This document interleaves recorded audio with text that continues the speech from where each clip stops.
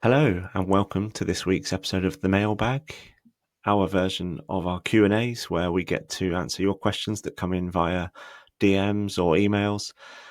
We really like these. It's a way of really connecting with our audience, and it feels really personal, even though we always respond to every message we get, of course. This is a good way of allowing those messages to go further and wider and help other people who are probably thinking and feeling the same things. So, without further ado, let's get into it. This week's first question came in from actually one of our Nexus Fertility community members. I feel like I'm at the point where I want to tell my friends and family about my diagnosis. Do you have any tips, and how did you do it? So firstly, to answer the end of that, how did I do it? My story in that respect probably isn't that transferable. It's a bit of a strange situation, really. It was in lockdown, and the BBC had spoken to our clinic and asked them to, if any of their patients would be willing to talk about how COVID had impacted fertility treatment, because all clinics got shut down, and we were one of those couples who were ready to go, but then had to pause everything again because of the lockdowns. So we'd agreed to this, and they came round, and I actually covered this in more depth on a previous episode where we have the guest Ben Tansley. So I'll try not to go over too much of that. But I heard his story and how inspirational it was about how he shares what he went through to help others. And something just sparked within me, and I just really wanted to start sharing what I'd been through, despite not having told anyone at that point. So I spilled all to this BBC crew. And then after they went, I frantically phoned around my friends and family that evening and told them all, because I thought, well, I can't have them seeing this for the first time on the news. I have to tell them in a more personal way. As it happens, none of that made the footage, because it wasn't about my story of male infertility. It was about COVID lockdowns and the impact on fertility treatment. But it was probably, for me, the prompt that I needed to do it at the time. And I don't regret doing so, because the way in which it was received was brilliant, especially by my mates who had no experience of going through fertility treatment or any kind of male factor subfertility. They all had children easily and naturally, and I had previously not told them because I thought they wouldn't get it, but they perhaps didn't. But the way in which they received it with empathy and compassion really made me regret not telling them sooner. So that's my personal experience. But what I have said many times is by not telling people, you're robbing them of that opportunity to help you. And I realized at that moment I had been doing that. Now, what I would say in terms of giving advice about other people who want to start talking about it, first and foremost, it is your choice as and when you do that. It's your story, your experience, and it's your life. It's every day, isn't it? It consumes you. So there's no pressure to. But if you're feeling like you're at that stage, and like I said, by not telling people, you're potentially not giving yourself places to vent and to air this out and have those powerful conversations with friends and family. So if you're at that stage, first and foremost, let's say it's like a graph, X and Y. Like X is how you would like to say it, how you would like to put it across. And that's the most important part of the graph, I'd say, is what you feel comfortable with doing. Is it in person? Is it via text message, like as in typing it out? Is it via voice note, for example? Because if it's via some sort of technological communication, then of course you can probably write it. If you're going to type it, for example, you can type it out and probably edit it over a few days and really get across the key points you want to, without pressure, without emotion, without that real life situation of having to do it in person, which could be really hard. You could really get those points across, particularly if there's going to be an explanation kind of element to it as to maybe why you haven't been yourself for quite some time, probably. So you've got that kind of the X part of the graph where it's how you would want to put it across, and then the Y is going to be who you're trying to put it across to, because that might change depending on who you're wanting to convey the message to, whether it is family members who might be a little bit more old school, for example, and not get it. Like, I remember when I told my nans about us opting to go for donor conception, they just didn't understand what I was talking about. The world and science and medicine had come a long way since they were having children, like kind of, I don't know, 60, 70 years prior to me, then telling them what we were doing. So it's going to be dependent on who you're telling and how. And then at some point that graph will meet. So you'll probably then figure out how you want to do it for certain people. Whether it's, let's say, if it's mates, whether you're going to kind of meet up in a social situation, and then how you're going to facilitate that conversation. Then, like, do you kind of want to say, look, guys, I've got something to tell you all, but then it's going to come down to where you are. You don't want to be almost like hitting a glass with a bit of cutlery, like you would to announce a speech. It's about the right moment, the right time frame of doing it, and just the right scenario. So figure out where you are on that graph and who it is you want to talk to, and then go from there. Find a plan from there. But yeah, just like I said at the outset, the most important thing is that you acknowledge it's your gift to give, really, that telling that and allowing people into that space, into your personal life in such a deep situation.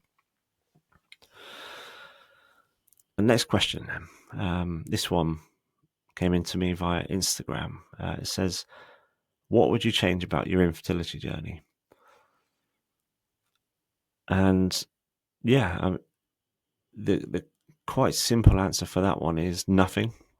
I really wouldn't. And I thought about this because I've said it almost flippantly before on other podcasts or on our podcast. I wouldn't change a thing of what I've been through because it got me where I am, and that's to be the father of my children. But when I got that one, that's the beauty of life, is that opinions can change and you can re-review things and there might be a slightly different answer. And I started thinking about the whole situation, because previously I've answered it almost from a personal perspective, or almost solely from a personal perspective of me. So I started thinking about my wife a little bit and what she had to go through as a result of my infertility. And like, for example, I thought a lot about when she got ovarian hyperstimulation syndrome. She was very poorly. It meant that we couldn't then have our first fresh transfer that was all planned because she was so poorly, and she had to let her body get back to normal. And that is what she had said. And I was there, I lived it with her, but that was her lowest point. Like, she was so deeply, deeply upset. Would I change that? Would I try and prevent her having that? But the answer is still no. I wouldn't change that either, because you just don't know the route in which, like, things would have gone. Like, if we had that fresh transfer, if she didn't get OHSS, for example, would that have been a failed transfer? Would it have been successful, but then other complications down the line? We just don't know. And I do truly believe, I'm not a religious man, but I do believe that what we went through was what we were meant to go through. It was guiding us to our children, and it was guiding us to exactly who was supposed to be our children. Out of all the embryos that we had, for example, it was those that we selected, and it became our kids. It was every disappointment, every upset, every failed operation, every COVID delay, every OHSS putting us back, for example, all of these delays. But also there would have been shortcuts down the line as well. We navigated the NHS funding system extremely quickly in relative terms. So things that sped us up along the way as well. It was all taking us where we needed to be at that time. And I almost hate this saying, but right now I can't think of an alternative. But for me, it was kind of like trusting the process. And I do not say that in the benefit of hindsight, because I remember saying that or similar at the time as well, in the hard times when we did face another delay. I remember saying to my wife, this is our pace. These things are happening because they're meant to be happening now, and it's telling us something. We might not know the answers yet, but the answers will come. And now, being where I am and looking back, I realize that those answers are that they were guiding us to our children. And sometimes it's incredibly hard to find a reason why or an answer why something's happening, because it can just feel completely shit, completely unfair. And it is. It doesn't take away from that by trying to rationalize it, saying, oh, it's still painful at the time and really hard. But I just try to take that mind frame and zoom out a little bit and say, okay, this is, we used to say, I tell you what, actually, what we used to say all the time to each other was that we had been dealt this hand because we were strong enough to deal with it as a couple. And we would literally, and we can obviously never tell these people that, but we would pick out friends, like couples, who we would say this would break them because their relationship might not have been on such a solid foundation, both individually and as a couple, like not strong people. And we would say, we've been given this because we're strong enough to deal with it. And that kept us going. But I also know that it changed me as a person. I've covered this at length in the early series that we did on the podcast, where I really talk about who I was back then compared to who I am now. I'm stronger. And I became stronger throughout that process of going through a real breakdown of who I was as a person, who I was as a man, and rebuilding that. So I wouldn't change that, because the person I am now is a better person. I'm a better man. I'm a better husband. I'm a better father as a result of what I went through. So I wouldn't change it because of that, because of the lessons it taught me, the resilience it gave me, the strength it gave me.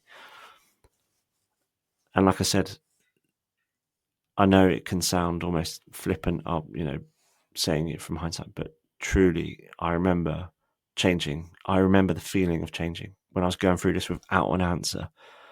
I remember starting to open my mind to new ways of thinking, to new, like almost neural pathways, and finding gratitude and things like that, and just really giving myself credit for what I was doing in the moment. And I think that's key. Realize where you are. Take it in. Really sit down sometimes. Look at where you are now. Look at where you were when you started, when you got your diagnosis, how much that would have been crushing at the time. And think about how much, probably, on average, how much bad news you've had since then. Of course, you would have had some good news, but think about how you've navigated that bad news since. I guarantee it's probably better than what you did, or what you would have before your infertility journey, so to speak.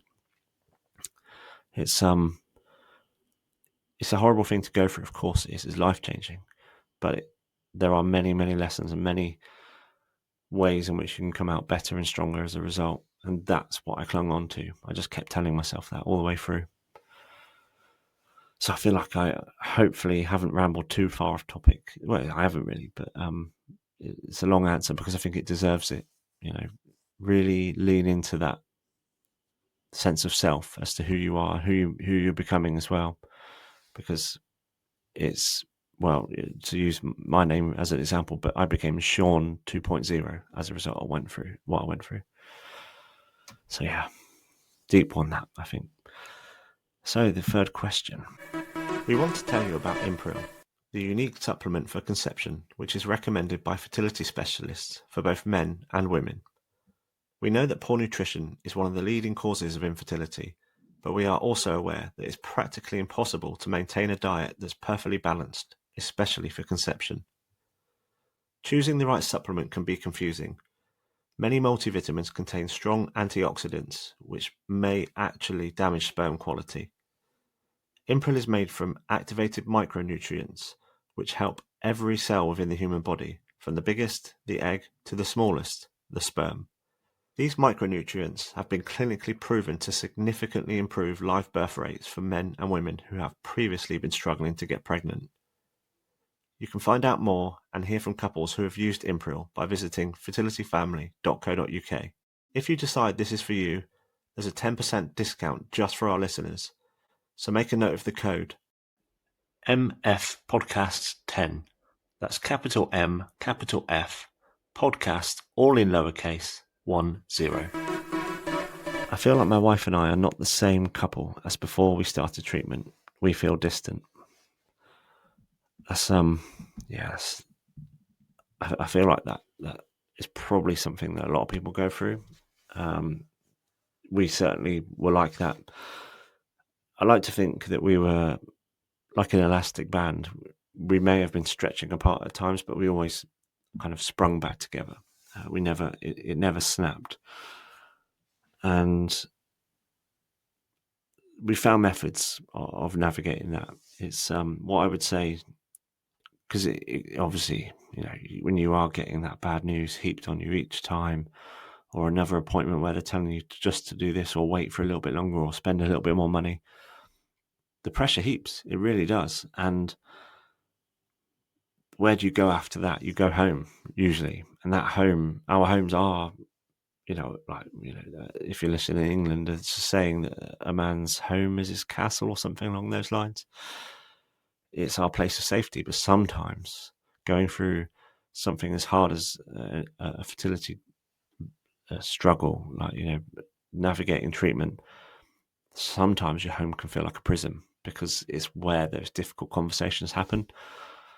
So what we started doing was going out a bit more, and I'm not talking elaborate holidays. Yeah, we did go on holidays throughout where we could afford it, because obviously we had the stress of trying to save money for IVF.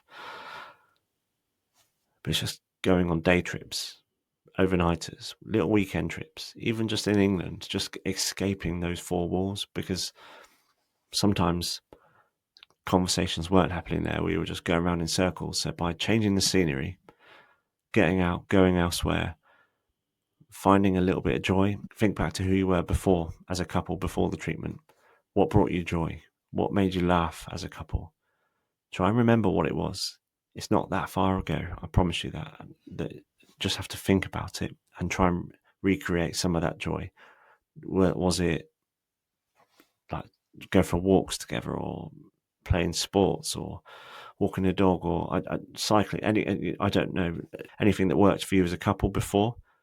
Try and schedule that in regularly now, afterwards, or like during your treatment, because that is who you were. You haven't changed. Like, as what brought you joy before, that will still bring you joy now. It's just sometimes you can lose sight of that and forget those little things, because it's not about going to a 5-star resort in the Maldives or whatever. It's the little everyday things that make you fall in love in the first place, that then make you want to settle down and then try and start a family. And then obviously the unforeseen has happened, but go back to that, bring that joy back into your life where possible. And of course, the infertility thing is always lurking somewhere, but if you can just forget about it for an hour, for a few minutes while you're doing something that brings you joy, and like I said, try and escape a little bit as well, go somewhere new, explore, because that will open up new neuro pathways in your mind anyway, that kind of new thing of not treading the same shit every day, the appointments, phoning up, having to just go through all that stress. Go out and explore, get lost together. Just go and try and have some fun in amongst it all. Try to live whilst waiting rather than waiting to live.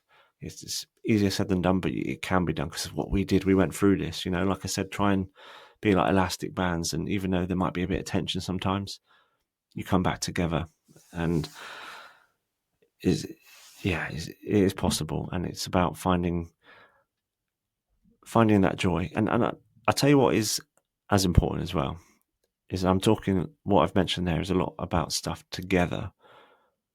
Also make sure that you're getting time to yourself as well. And that might sound counterintuitive as to, trying to remain a solid couple.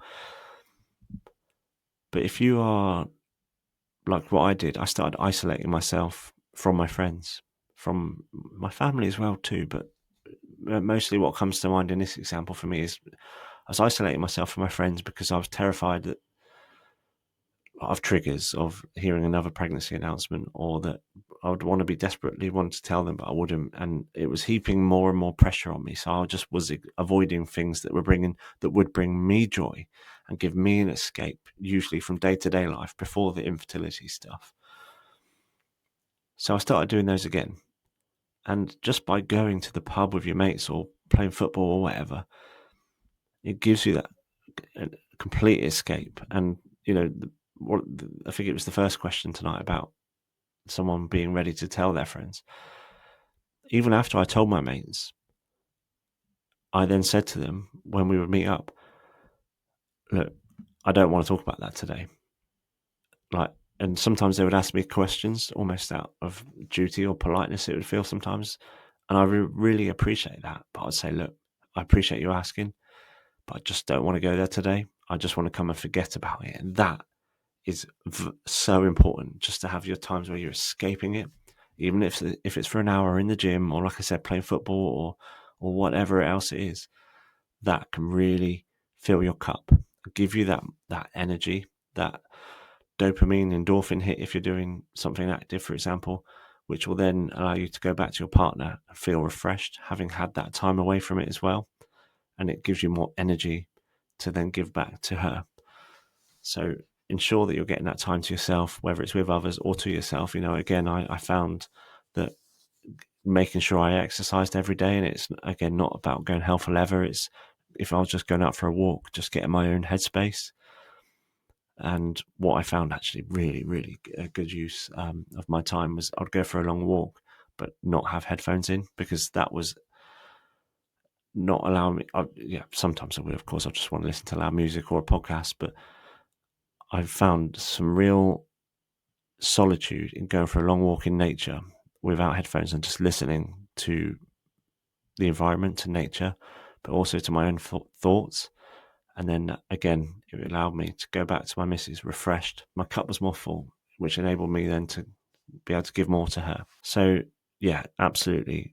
Reconnect, disconnect is probably the weirdest answer, but the best I can think of at the moment. Like, as I said, it might sound at odds, but yeah, time apart. And when I say time apart, I haven't said it's not about weekends away, but of course there's nothing wrong with that. I know plenty of people who do that during their infertility. It can be an hour.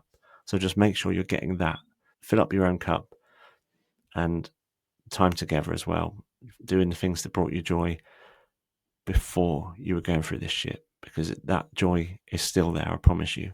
Just seek it out, grind it out, schedule it if you need to. And just, you can do this.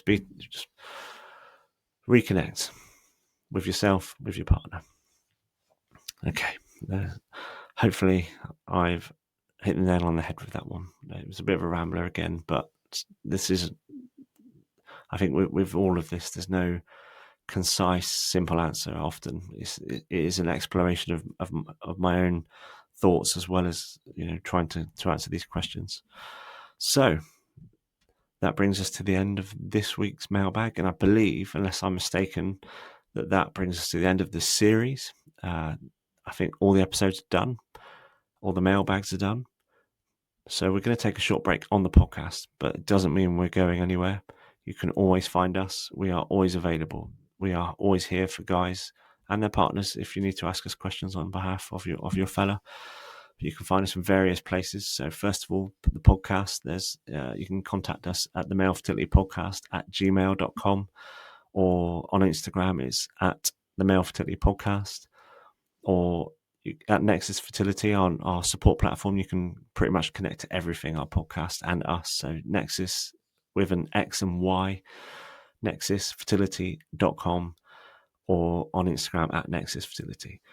So like I said, short break on the pod, but we ain't going anywhere. We're still here in the background, still planning what we're doing, and we're probably, even at the time this goes out, we're probably even recording the next series. It's just going to be a little bit of break between the episodes coming out. So yeah, we're not going anywhere. We're always here for you. You know where we are, and we're always happy to answer your questions. But until the next series, I'll see you soon. Thanks for listening. If you found value in today's conversation, please follow the show and share with someone who might benefit.